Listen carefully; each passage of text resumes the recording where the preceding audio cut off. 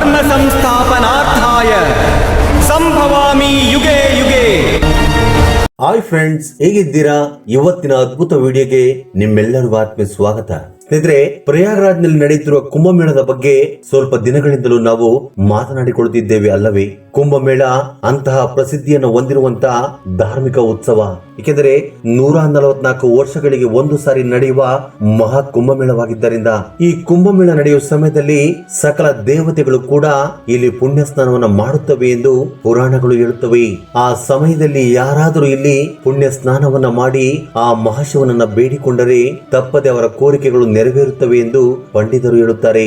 ಅಂತ ಅಗಾಧವಾದ ವಿಶ್ವಾಸವೇ ಈ ಮಹಾ ಕುಂಭಮೇಳ.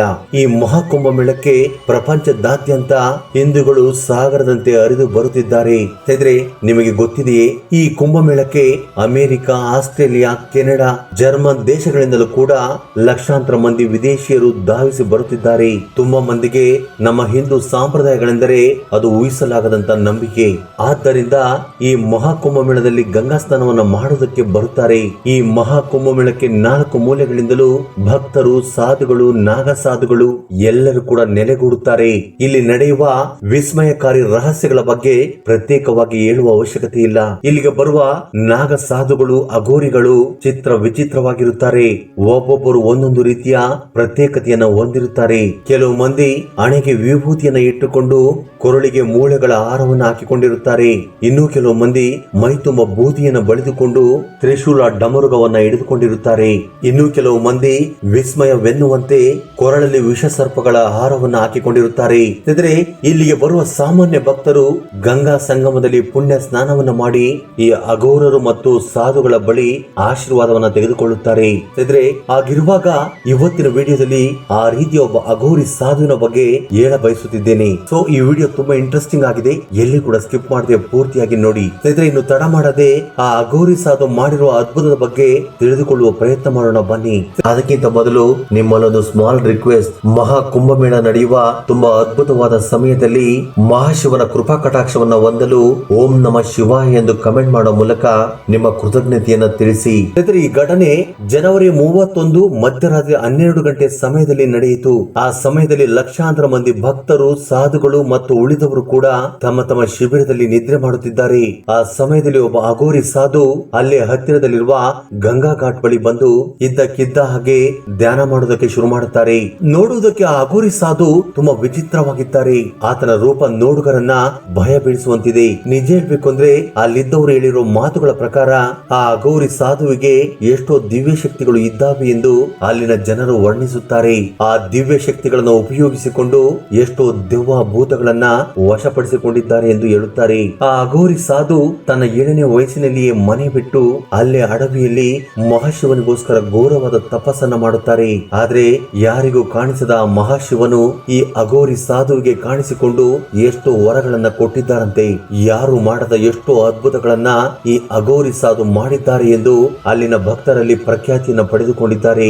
ಆ ದಿನ ಮಧ್ಯರಾತ್ರಿ 12 ಗಂಟೆ ಆ ಅಘೋರಿ ಸಾಧು ಮಹಾಶಿವನನ್ನ ಪ್ರಸನ್ನಗೊಳಿಸಿಕೊಳ್ಳುವುದಕ್ಕೋಸ್ಕರ ಜೋರಾಗಿ ಮಂತ್ರಗಳನ್ನ ಪಠಿಸುವುದಕ್ಕೆ ಶುರು ಮಾಡುತ್ತಾರೆ. ಆ ಅಘೋರಿ ಸಾಧುವಿಗೆ ಗೊತ್ತಿರದ ಮಂತ್ರಗಳು ಇಲ್ಲವಂತೆ. ಆದ್ದರಿಂದ ಮಹಾಶಿವನನ್ನು ಪ್ರಸನ್ನಗೊಳಿಸಿಕೊಳ್ಳುವುದಕ್ಕೋಸ್ಕರ ಯಾವ ಮಂತ್ರಗಳನ್ನ ಪಠಿಸಿದರೆ ಆ ಮಹಾಶಿವನು ಪ್ರಸನ್ನರಾಗುತ್ತಾರೆ ಎಂದು ಅರಿತು ಅದೇ ಮಂತ್ರಗಳನ್ನ ಜೋರಾಗಿ ಪಠಿಸುವುದಕ್ಕೆ ಶುರು ಮಾಡುತ್ತಾರೆ. ಅವರ ಮಂತ್ರಗಳ ಶಬ್ದಕ್ಕೆ ಅಕ್ಕಪಕ್ಕದ ಭಕ್ತರ ಸಮೂಹ ಒಂದೇ ಸಾರಿಗೆ ಎದ್ದು ಏನಾಗುತ್ತಿದೆ ಎಂದು ನೋಡುವುದಕ್ಕೆ ಬರುತ್ತಾರೆ. ಮೊದಲೇ ಹೇಳಿದಂತೆ ಈ ಅಘೋರಿ ಸಾಧು ಉಳಿದ ಸಾಧುಗಳಿಗಿಂತ ತುಂಬಾ ಭಯಂಕರವಾಗಿದ್ದರು. ಅವರು ಮಂತ್ರಗಳನ್ನು ಹೇಳುವಂತ ಸ್ವರ ಮತ್ತಷ್ಟು ಭಯ ಬೀಳಿಸುವಂತಿತ್ತು. ಉಳಿದ ಸಾಧುಗಳು ಹೋಗಿ ಆತನ ಪಕ್ಕದಲ್ಲಿ ಕುಳಿತುಕೊಂಡು ಅವರ ಮಂತ್ರಗಳನ್ನ ಕೇಳುವುದಕ್ಕೆ ಶುರು ಮಾಡುತ್ತಾರೆ. ಆ ಅಘೋರಿ ಸಾಧುವಿನ ಸುತ್ತಲೂ ಯಾವುದೋ ತಿಳಿಯದ ಒಂದು ಪ್ರಕಾಶಮಾನವಾದ ಕಾಂತಿ ಪ್ರಜ್ವಲಿಸುವುದಕ್ಕೆ ಶುರು ಮಾಡುತ್ತದೆ. ಅದನ್ನು ನೋಡಿದ ಅಲ್ಲಿನ ಜನರು ಆಶ್ಚರ್ಯಗೊಳ್ಳುತ್ತಾರೆ. ಅಸಲಿಗೆ ಏನಿದು, ಏನಾಗುತ್ತಿದೆ ಎಂದು ಆ ಜನರು ದಿಗ್ಭ್ರಮೆಯಿಂದ ನೋಡಿಕೊಂಡು ನಿಂತಿದ್ದಾರೆ. ಆ ಅಘೋರಿ ಸಾಧು ಹೇಳುತ್ತಿರುವ ಮಂತ್ರಗಳು ಉಳಿದ ಸಾಧುಗಳಿಗೆ ಅರ್ಥವಾಗುತ್ತಿಲ್ಲ. ಅವರು ಸಹ ಆಶ್ಚರ್ಯದಿಂದ ನಿಂತುಕೊಂಡಿದ್ದಾರೆ. ಆಗ ಆ ಅಘೋರಿ ಸಾಧು ಮಂತ್ರಗಳನ್ನು ಹೇಳುತ್ತಿರುವಾಗ ಅಲ್ಲಿಯವರೆಗೂ ನಿರ್ಮಲವಾಗಿದ್ದ ಆಕಾಶ ಒಂದೇ ಸಾರಿಗೆ ಬದಲಾಗುತ್ತದೆ. ಇದ್ದಕ್ಕಿದ್ದ ಹಾಗೆ ಆಕಾಶದಲ್ಲಿ ಮಿಂಚು ಗುಡುಗು ಶುರುವಾಗುತ್ತದೆ.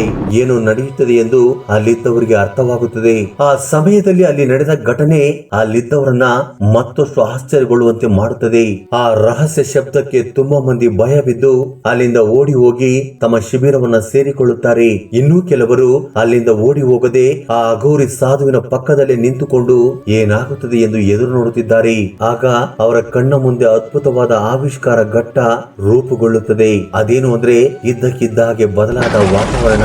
ಒಂದೇ ಸಾರಿಗೆ ಮಿಂಚು ಗುಡುಗಿನಿಂದ ತುಂಬಿಕೊಂಡಾಗ ಭೂಮಿ ಕಂಪಿಸುವುದಕ್ಕೆ ಶುರು ಮಾಡುತ್ತದೆ. ಆಗ ಎಲ್ಲರೂ ಭೂಕಂಪವಾಗುತ್ತದೆ ಎಂದು ಭಯ ಬೀಳುತ್ತಾ ಅಲ್ಲಿಂದ ಓಡಿ ಹೋಗುವುದಕ್ಕೆ ಶುರು ಮಾಡುತ್ತಾರೆ. ಆದ್ರೆ ಅದರಲ್ಲಿ ಸ್ವಲ್ಪ ಮಂದಿ ಮಾತ್ರವೇ ಅಲ್ಲೇ ನಿಂತುಕೊಂಡಿದ್ದಾರೆ. ಇದ್ದಕ್ಕಿದ್ದ ಹಾಗೆ ಭೂಮಿ ಸೀಳುತ್ತಿದೆ ಎನ್ನುವಂತೆ ಭಾಸವಾಗಿ ಅದರಿಂದ ಒಂದು ಅದ್ಭುತವಾದ ಕಾಂತಿ ಹೊರಹೊಮ್ಮುತ್ತದೆ. ಅಲ್ಲಿದ್ದವರು ಅದನ್ನ ನಂಬಲಾಗದೆ ಹೋಗುತ್ತಾರೆ. ಅವರ ಜೀವನದಲ್ಲಿ ಇಂತಹ ಅದ್ಭುತವಾದ ರಹಸ್ಯವನ್ನ ಎಂದಿಗೂ ನೋಡಿಲ್ಲ, ಈಗ ನೋಡುತ್ತಿದ್ದಾರೆ. ಆ ಅದ್ಭುತವಾದ ಕಾಂತಿಯ ಜೊತೆ ಡಮರುಗದ ನಾದ ಝಂಕರಿಸುವುದಕ್ಕೆ ಶುರು ಮಾಡುತ್ತದೆ. ಅಲ್ಲಿದ್ದ ಸಾವಿರಾರು ಭಕ್ತರು ಆ ವಿಸ್ಮಯವನ್ನ ಕಣ್ತುಂಬಿಕೊಳ್ಳುತ್ತಿದ್ದಾರೆ. ಆ ಪ್ರಜ್ವಲಿಸುತ್ತಿರುವ ಬೆಳಕು ನಿಧಾನವಾಗಿ ಆ ಮಹಾಶಿವನ ರೂಪವನ್ನ ತೋರುತ್ತಿದೆ. ಸ್ವಯಂ ಆಗಿ ಆ ಮಹಾಶಿವನೇ ಭೂಮಿಯ ಮೇಲೆ ಬಂದಿದ್ದಾರೆ ಎನ್ನುವಂತೆ ಆ ಬೆಳಕು ಬದಲಾಗುತ್ತದೆ. ಅಲ್ಲಿದ್ದ ಭಕ್ತರ ಸಮೂಹ ಹರ ಹರ ಮಹಾದೇವ ಶಂಭೋ ಶಂಕರ ಎಂದು ನಾಮ ಸ್ಮರಣೆಯನ್ನ ಮಾಡುವುದಕ್ಕೆ ಶುರು ಮಾಡುತ್ತಾರೆ. ಆದರೆ ಈ ಘಟನೆಯನ್ನ ಅಲ್ಲಿದ್ದವರು ಎಂದಿಗೂ ಕೂಡ ಮರೆತು ಹೋಗುವುದಿಲ್ಲ. ಹೀಗೆ ಆ ಬೆಳಕು ಕೆಲವೇ ಕ್ಷಣಗಳಲ್ಲಿ ಮಾಯವಾಗುತ್ತದೆ.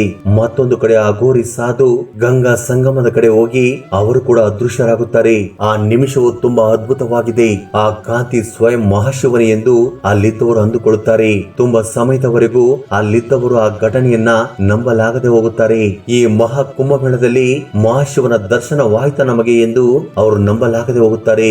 ಎಲ್ಲರ ಬಾಯಲ್ಲಿ ಒಂದೇ ಉಚ್ಚಾರಣೆ, ಹರ ಹರ ಮಹಾದೇವ ಶಂಭೋ ಶಂಕರ ಎಂದು. ಅಲ್ಲಿನ ವಾತಾವರಣ ಪೂರ್ತಿಯಾಗಿ ಮಹಾದೇವನ ನಾಮಸ್ಮರಣೆಯಿಂದ ತುಂಬಿಕೊಂಡಿದೆ. ಅಲ್ಲಿನ ಸಾಧುಗಳು ಭಕ್ತರು ಈ ಘಟನೆಯನ್ನ ನಮ್ಮ ಜೀವನದಲ್ಲಿ ಒಂದು ಅದ್ಭುತವಾದ ಘಟನೆ ಎಂದು ವರ್ಣಿಸುತ್ತಾರೆ. ಶಂಕರ್ ಲಾಲ್ ಎಂಬ ಭಕ್ತನು ಮಾತನಾಡುತ್ತಾ, ಅಸಲಿಗೆ ಈ ದೃಶ್ಯವನ್ನ ನಾನು ನಂಬಲಾಗದೆ ಹೋದೆ.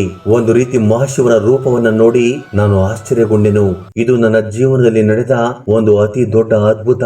ಆತನ ದಿವ್ಯ ರೂಪವನ್ನ ನಾನು ಅನುಭವಿಸಿದೆ. ಆತನ ದಿವ್ಯ ರೂಪವನ್ನ ಕಂಡು ನನ್ನ ಜೀವನ ಸಾರ್ಥಕವಾಯಿತು. ಇದು ಭೋಲೆನಾಥನ ಅನುಗ್ರಹ ಎಂದು ಹೇಳುತ್ತಾರೆ. ಅವರು ನಮ್ಮ ಜೊತೆ ಇದ್ದಾರೆ, ಅವರ ಮಹಿಮೆ ಅಮೋಘವಾದುದು ಎಂದು ಅವರು ನಮಗೆ ತೋರಿಸಿದರು.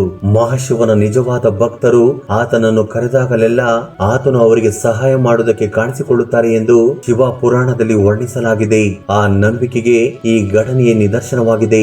ಈ ಘಟನೆಯ ನಂತರ ಈ ಸುದ್ದಿ ಪ್ರಯಾಗ್ರಾಜ್ ನೆಲ್ಲೆಡೆ ಹಬ್ಬುತ್ತದೆ.